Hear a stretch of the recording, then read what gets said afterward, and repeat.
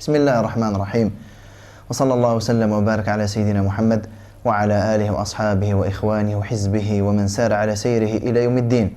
اللهم اجعل جمعنا هذا جمعا مباركا مرحوما واجعل تفرقنا من بعده سالما من الذنب معصوما ولا تجعل فينا ولا منا ولا معنا شقيا ولا محروما. اللهم أخرجنا من ظلمات الوهم وأكرمنا بنور الفهم وحسن أخلاقنا بالحلم واجعلنا هداة مهديين غير ضالين ولا مضلين. On s'est arrêté la dernière fois aux 25 années du prophète sallallahu alayhi wa sallam qui ont marqué le début de sa vie professionnelle proprement dite, le début de son mariage, de sa nouvelle vie conjugale. Et aujourd'hui, on va voir non pas le détail du mariage, comment il s'est marié, on en a parlé de façon assez succincte dans une des vidéos du couple. On va voir juste l'apport de façon générale de cette expérience conjugale. Dans pas longtemps, le Nabi sallallahu alayhi wa sallam connaîtra une nouvelle expérience, cette fois-ci parentale, et il est en train de faire son chemin en attendant la prophétie. Le Nabi sallallahu alayhi wa sallam, en se mariant, il acquiert quelque chose de très important dans la vie de l'individu. Une espèce de stabilité, une espèce de maturité qui ne peut s'acquérir qu'en confrontation avec une personne du sexe opposé. Le mariage, il apporte ces choses-là. L'homme, la femme, ils viennent de deux cultures différentes peut-être, ce qui est sûr, de deux éducations différentes, ils ont deux personnalités différentes et nous sommes en train de faire cohabiter ces deux personnes-là et pas pour n'importe quoi, on est en train de les faire cohabiter pour un objectif commun. Donc il y a intérêt à ce que l'un et l'autre sachent quel est son rôle dans l'édifice, dans la construction de cet objectif commun. Ce n'est pas du tout évident, les premières semaines, les premiers mois, c'est toute une construction. Vous ramenez deux personnes différentes, elles doivent s'ajuster, se réajuster, s'adapter à ce que le foyer, la famille soit vraiment productif. Donc le Nabi sallallahu alayhi wa sallam, c'est sûr et certain que cette expérience-là, elle lui manquait. D'autant plus qu'on sait que le Nabi sallallahu alayhi wa sallam, c'est le modèle, c'est l'exemple de tout le monde, donc y compris des personnes mariées. Donc jusque-là, le Nabi sallallahu alayhi wa sallam, s'il ne s'était pas marié même, il n'aurait pas pu servir de façon concrète d'exemple et de modèle pour les personnes mariées. Donc le Nabi sallallahu alayhi wa sallam, ici, il suit le cours, on va dire, ordinaire et humain de la vie de l'individu sur terre, à savoir le mariage. Et pas n'importe quel mariage. Quand on sait que tout mariage, il apporte une maturité, il apporte une responsabilité, il apporte au fait quelque chose de quand même extraordinaire, qui est faire ressortir des aspects de nous-mêmes que nous ignorions lorsque nous étions célibataires. D'ailleurs, on le voit même dans les couples. Lorsque un homme et une femme ils se connaissent avant le mariage, ils pensent se connaître, finalement c'est lorsqu'ils se marient où ils découvrent des aspects et des traits de personnalité qui étaient enfuis. Non pas parce que nous avons tous forcément joué la comédie et tous été vraiment en dehors de ce que nous sommes, mais c'est tout simplement, c'est dans la confrontation que certains aspects ils apparaissent. Donc on sait que le Nabi sallallahu alayhi wa sallam, on l'a dit depuis son enfance, c'est que le Nabi sallallahu alayhi wa sallam, il a bénéficié d'une éducation plus responsabilisante que la moyenne.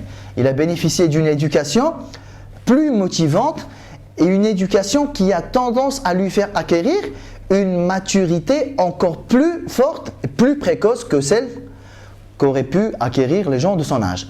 Donc le Nabi sallallahu alayhi wa sallam, c'est vrai qu'ici il se marie un peu comme tout le monde, c'est vrai que tout le monde profite du mariage, c'est vrai que le mariage il permet à ce que tout le monde se découvre, s'épanouisse et se développe, mais pour le Nabi sallallahu alayhi wa sallam, c'est encore mieux, parce que la nature même de son mariage, elle est différente. C'est pas tous les jours que vous avez un jeune garçon de 25 ans qui épouse une femme de 40 ans, doublement veuve, femme d'affaires, très professionnelle, très mature. C'est pas tous les jours. Donc on voit que même dans son mariage, sallallahu alayhi wa sallam, il a bénéficié d'une maturité encore meilleure que celle qu'aurait pu avoir, celle dont aurait pu bénéficier un jeune garçon de 25 ans comme lui. Donc le Nabi sallallahu alayhi wa sallam, il démarre sa vie conjugale, de là il devient papa. On sait qu'il a eu 6 enfants via Khadija radiallahu ta'ala anha, 4 filles et 2 garçons, Zaynab, Ruqayya, Kulthum, Fatima, Al-Qasim et Abdullah. Abdullah surnommé aussi Tayyib et Tahir. Les 2 garçons sont décédés en bas âge, 4 ans et 3 ans. Donc le Nabi sallallahu alayhi wa sallam est un époux et papa de 4 filles. Il continue donc sa vie professionnelle, sa vie conjugale et sa vie paternelle. A priori, comme tout le monde, il fait son bout de chemin et il est en train en fait d'acquérir de plus en plus de maturité, de plus en plus de responsabilité, parce que l'expérience paternelle ici, qu'est-ce qu'elle apporte au prophète sallallahu alayhi wa sallam? Nous sommes toujours dans cet esprit de leader et de gestion de groupe. Parce que le Nabi sallallahu alayhi wa sallam, il va être amené à gérer une umma, une nation, un pays, une armée. Il va être amené à gérer une économie. Il va être amené à gérer des relations internationales, des relations politiques. Et tout ça, ça prend germe dans la famille. D'ailleurs, on en a parlé lorsqu'on nous avons parlé du hadith du berger. On sait que le Nabi sallallahu alayhi wa sallam, lorsqu'il a parlé des responsabilités et des obligations que les uns et les autres ont envers les personnes qui sont sous leur tutelle, le Nabi sallallahu alayhi wa sallam, il a parlé du chef de l'État, il a parlé du savant, mais il est descendu au niveau jusqu'à arriver au chef de famille. Parce que les germes sont les mêmes. Le Nabi sallallahu alayhi wa sallam, ici, en faisant l'expérience paternelle, il est en train de faire l'expérience de beaucoup de choses, mine de rien. Il est en train de faire l'expérience de quoi? Gestion d'un budget. Parce que même si Khadija radiallahu anha, elle est très riche, le Nabi sallallahu alayhi wa sallam, par honneur, par fierté et par bon sens, c'est lui qui dirigeait et c'est lui qui s'occupait des dépenses de la famille. Donc c'est via son travail à lui sallallahu alayhi wa sallam que la famille vivait. Bien que Khadija aurait pu lui dire, écoute, c'est bon, j'ai de quoi vivre, j'ai assez de quoi vivre toute notre vie, tu n'as plus besoin de travailler. Mais non, le Nabi sallallahu alayhi wa sallam a toujours continué à bosser et c'est même lui qui prenait en charge le budget et la gestion de la famille, sur le plan financier. Donc le Nabi sallallahu alayhi wa sallam ici, il apprend à gérer un budget. J'ai des recettes et j'ai des dépenses. Il apprend à gérer des décisions. Qu'est-ce qu'on fait?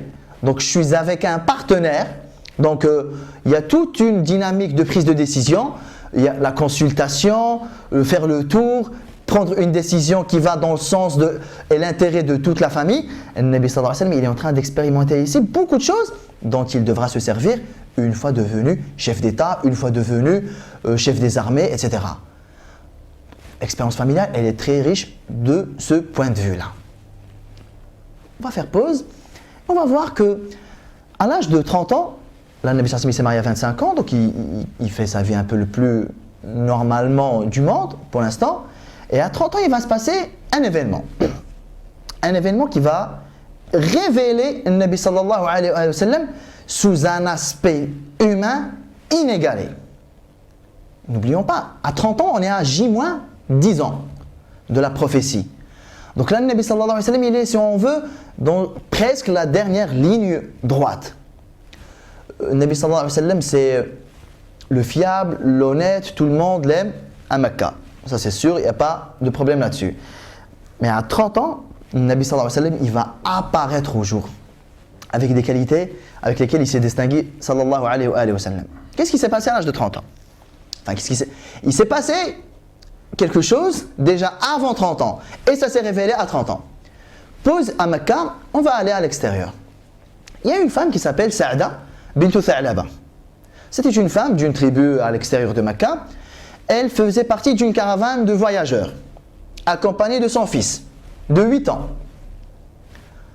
C'était connu à l'époque, les caravanes de voyageurs, elles se faisaient souvent intercepter. C'est pour ça qu'il fallait voyager toujours avec des espèces de guerriers pour sécuriser et protéger la caravane. Et ils se sont fait intercepter par les voyous de la route. Et lorsque les personnes y trouvaient rien à prendre, cette femme-là, Sa'da ibn Tha'laba, ils n'ont pas trouvé des choses de grande valeur chez elle. Donc ils n'ont pas pu la dépouiller de quelque chose de valeureux. Ben, qu'est-ce qui lui reste de valeur? Son fils de 8 ans. Donc ils lui ont pris son fils de 8 ans. Ils l'ont vendu en tant qu'esclave dans un marché qui s'appelle Ukaz. il y a un homme qui était de passage là. Moi j'aimerais que les frères et les sœurs ils se concentrent un petit peu pour qu'on voit ensemble qu'il y a une succession de faits dans l'apparence triste, vraiment, il y a du chagrin. Bon, déjà là on a commencé, hein. Voler un enfant de sa mère, subhanallah, on sait que cet instinct maternel il est fort, quand même ce sont des gens inhumains qui ont fait ça. Donc on est déjà en train de voir cette histoire comme étant une histoire triste, malheureuse, avec plein de chagrin. Mais j'aimerais que les frères et les sœurs ils se concentrent pour voir que ce ne sont que des étapes qui vont quand même finir d'une manière exceptionnelle. Comme l'image de Sidna Youssouf, alayhi salatu wassalam. Il a fait un départ de ce qui est de plus douloureux avec ses frères, jeté dans le puits, vendu en tant qu'esclave, la prison. Mais on sait comment Sidna Youssouf alayhi salam il a fini. Là, on est un peu dans le même registre. Regardez comment Allah Ta'ala il intervient sur ces causes. Bon, c'est vrai, on prend cet enfant-là de sa mère. C'est vrai que c'est inhumain, c'est douloureux, c'est malheureux, c'est triste. Mais regardez Allah Ta'ala comment il agit. Lorsqu'ils l'ont vendu en tant qu'esclave, il y avait un homme qui était de passage là, un mec quoi. Il était de passage, il a vu l'enfant là de 8 ans et il l'a acheté. Alors déjà, l'enfant comment il s'appelle? Il s'appelle Zayd ibn Haritha, radiyallahu ta'ala anhu ardah. On va le voir après, le futur fils adoptif du prophète sallallahu alayhi wa sallam. Et l'homme qui l'a acheté, il n'est pas anodin non plus. L'homme qui a acheté Zayd, radiyallahu anhu, pour l'instant, il n'y a pas de radiyallahu anhu, c'est juste parce que nous, on sait qu'il est devenu sahabi. Pour l'instant, c'est Zayd ibn Haritha, il a 8 ans, il a été volé à sa mère, vendu en tant qu'esclave. Vendu à un homme qui s'appelle Hakim ibn Huzam ibn Khuwaylid. On sait que Khadija, radiyallahu anha, elle s'appelle Khadija bintu Khuwaylid. L'homme là, il s'appelle Hakim ibn Huzam ibn Khuwaylid. Vous comprenez parfaitement que Khadija, c'est sa tante paternelle, Amtu. Donc Hakim, il achète ce Zayd là, l'enfant de 8 ans, et il le ramène à Mecca. Sa tante paternelle, Khadija, radiyallahu anha, ça faisait pas longtemps qu'elle s'était mariée. Hakim, il lui offre ce petit garçon là, en tant qu'esclave. Hein. C'était une pratique vraiment courante. Il lui dit, écoute, tu t'es marié, voilà, je t'offre ce jeune garçon, je l'ai acheté à Ukaz. Khadija, radiyallahu anha, c'est une femme très riche, des esclaves, elle en avait pas mal. Donc elle a décidé de l'offrir au prophète sallallahu alayhi wa sallam. Elle lui dit, on vient de m'offrir cet esclave-là, je te l'offre, prends-le avec toi. Lorsque le matin tu sors, tu vas travailler, emmène-le avec toi, il va t'aider. Tu pourras un peu compter sur lui pour t'épauler et t'aider dans tes tâches professionnelles. Jusque-là, ça va. Ce Zayd-là, pour l'instant, c'est un esclave, il vit avec le Nabi sallallahu alayhi wa sallam. Le temps passe, le temps passe, le temps passe. Et à 30 ans, il se passe l'événement là. Qu'est-ce qui se passe? C'est qu'entre-temps, Zayd, il était chez le Nabi sallallahu alayhi wa sallam, mais du côté de ses parents. Vous vous doutez bien que depuis le jour où il a été volé, les recherches n'ont cessé, subhanallah, pour essayer de retrouver Zayd. Les pleurs, le chagrin, les larmes, ce que vous voulez, jusqu'au point où le père de Zayd, Haritha donc, il a composé un poème dans lequel il pleure son fils et dans lequel il demande aux gens qui a vu Zayd, est-ce que vous avez des nouvelles de Zayd? Vous savez que la poésie à l'époque c'était aussi, principalement, un outil de média. Lorsqu'on voulait qu'une information circule dans toute la péninsule arabique, il suffisait de la composer en vers de poésie. On était sûr que sur leur trajet de voyage, les caravanes commerciales ou les caravanes de voyageurs, ils passaient le temps en répétant tous les différents vers de poésie qu'ils ont déjà entendus. Avec un peu de chance, le poème de Haritha, il va tomber dans les oreilles de personnes qui ont peut-être des news, des informations sur Zayd et qui peut-être vont lui répondre par poésie. Plusieurs années donc, il y a des gens de la tribu de Zayd qui sont allés au pèlerinage.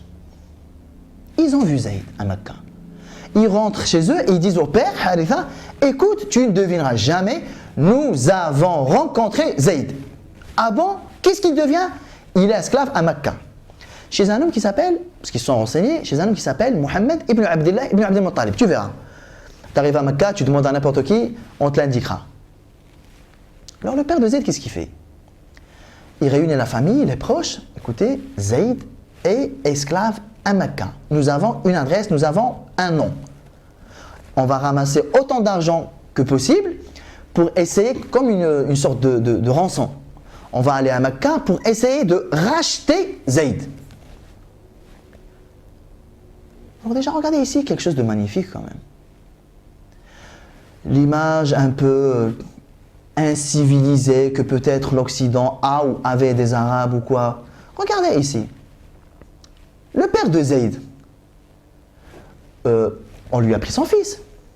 Il a quand même remué ciel et terre pour retrouver son enfant. Contrairement à ce qui a existé en Europe il y a plusieurs siècles, où l'enfant a été considéré comme un objet. Ton père 1, c'est bon, t'en as 10. Quand même, le père de Zayd, il s'est endetté, il a impliqué, il a mobilisé toute la famille, toute la tribu. Il faut qu'on retrouve Zayd. Regardez ce sentiment de paternité qui était là.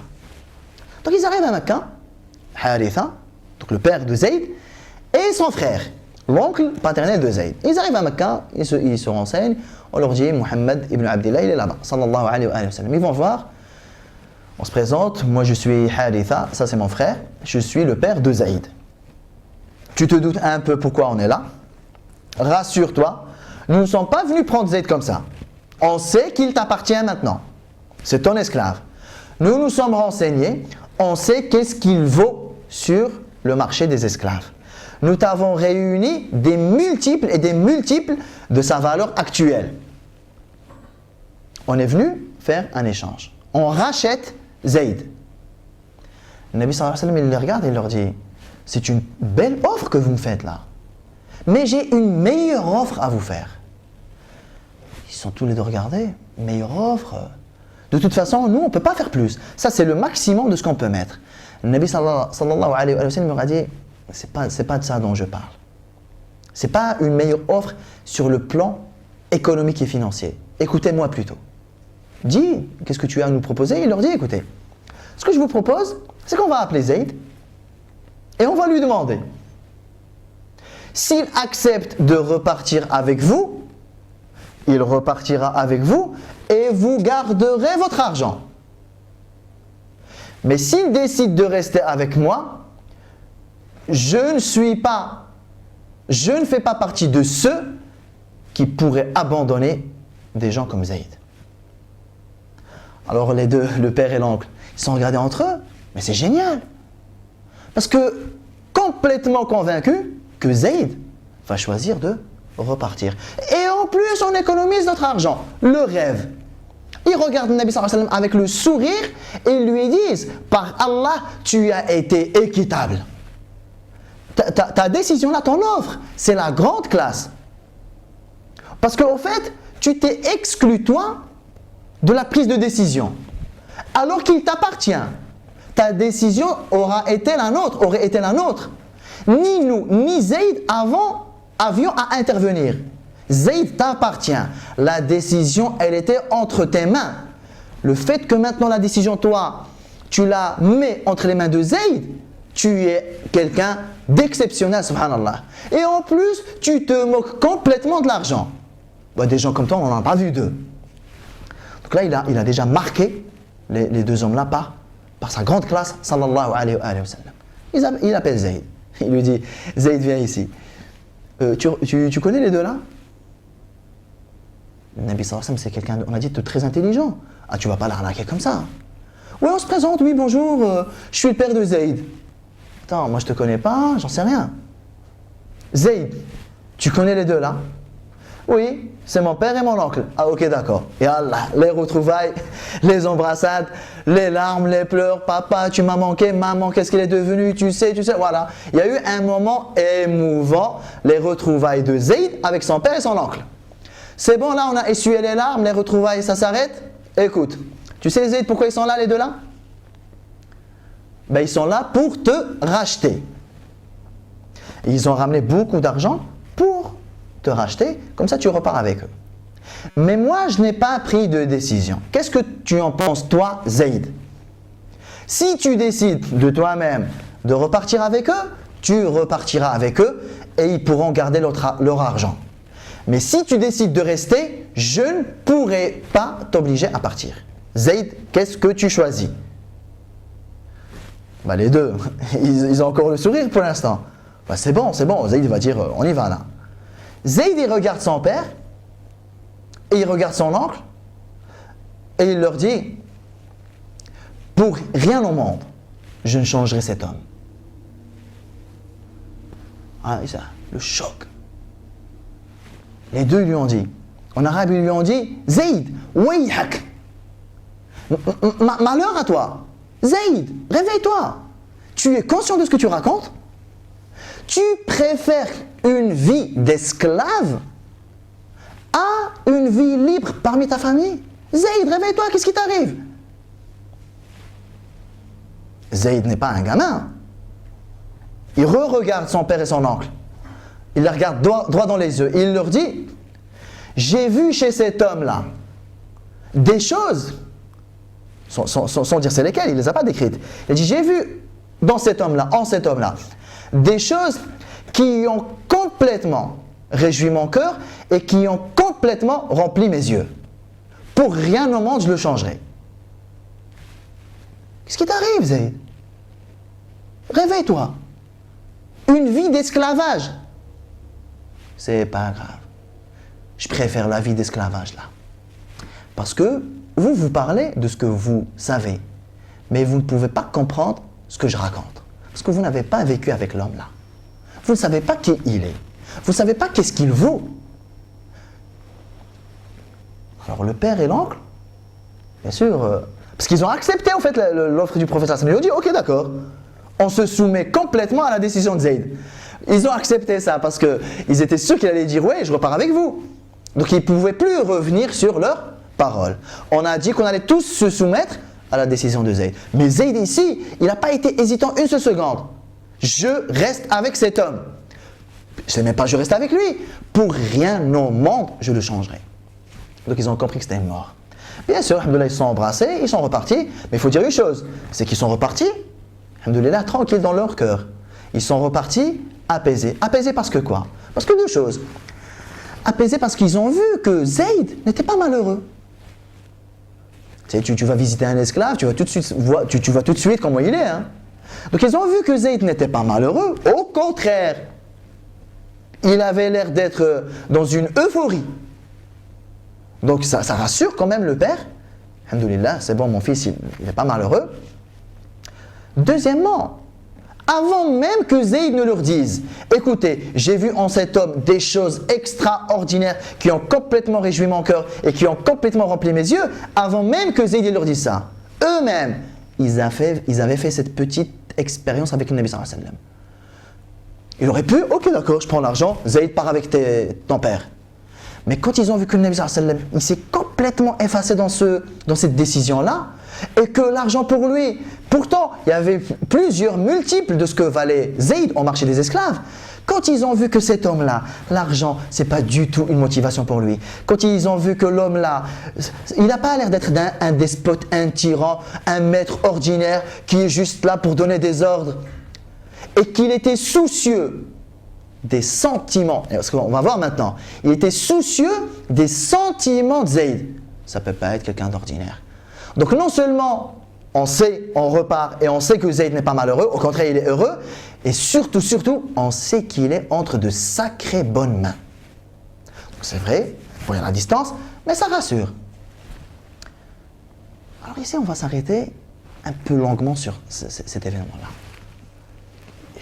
Je ne sais pas si c'est évident pour tout le monde, mais ici il y a une série d'enseignements quand même extraordinaires.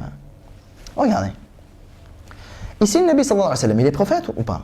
Pas encore, il n'est pas prophète, il n'est pas messager. C'est un homme, mais quoi?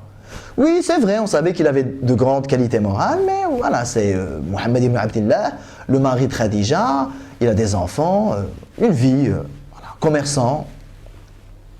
Regardez ici, Zayd. Zayd, il a fait le choix entre quoi et quoi?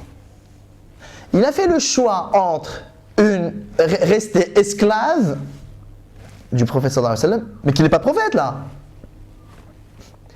Il a préféré rester esclave chez un homme qui n'est pas prophète chez un homme, plutôt que de repartir libre avec son père, rentrer chez sa famille.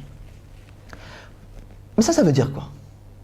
Ça veut dire que même avant l'islam, même dans le jahiliya, si tu avais fréquenté le Nabi sallallahu alayhi wa sallam, si tu l'avais côtoyé, si tu avais eu l'occasion on va dire, d'avoir de la transaction avec lui, tu ne pouvais que l'aimer, tu ne pouvais que le respecter, tu ne pouvais qu'être à son service. Sans même qu'il soit prophète, sans même qu'il soit messager. Mais ça, c'est un argument énorme en faveur du prophète sallallahu alayhi wa sallam.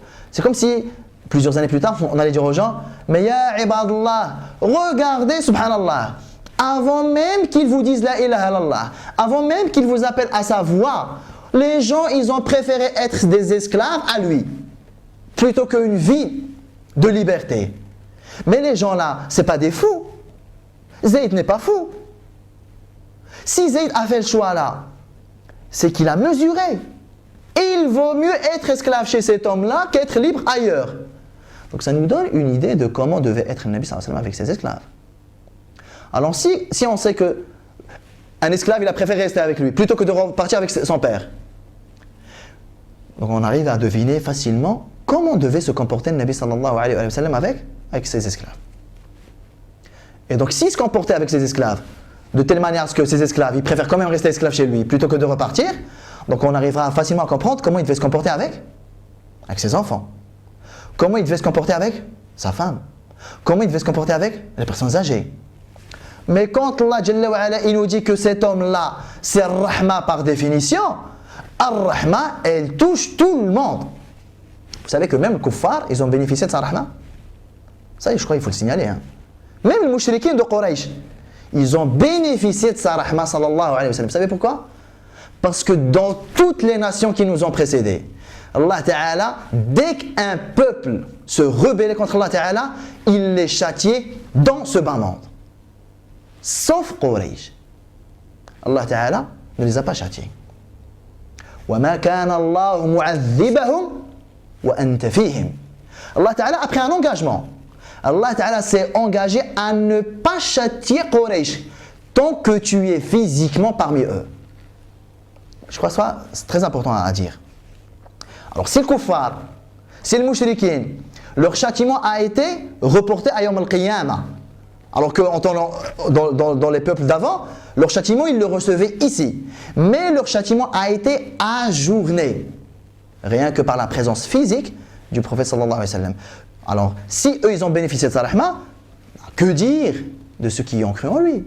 Que dire de sa propre famille? Que dire de ses compagnons? Que dire des enfants? Que dire des femmes? Que dire des animaux? Que dire des plantes? Que dire de tout? Le Nabi sallallahu alayhi wa sallam, il est à rahma là où qu'il se trouve. Sallallahu alayhi wa sallam.